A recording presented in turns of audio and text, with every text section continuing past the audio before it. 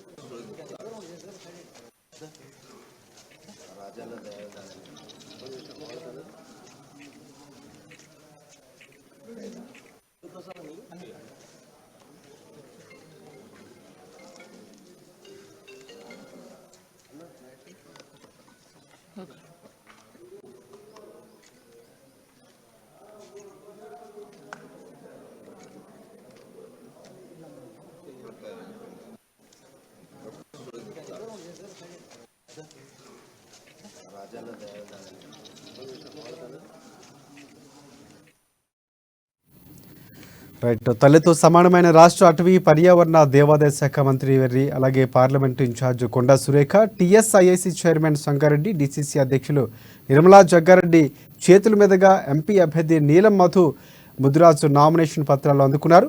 నీలం మధు నామినేషన్ దాఖలు సందర్భంగా చిట్కుల్లో నీలం మధు తల్లిదండ్రులు నీలం నిర్మల్ రాధా స్మారక విగ్రహాల వద్ద నామినేషన్ పత్రాలు ఉంచి నీలం మధు వారి ఆశీర్వాదం తీసుకున్నారు.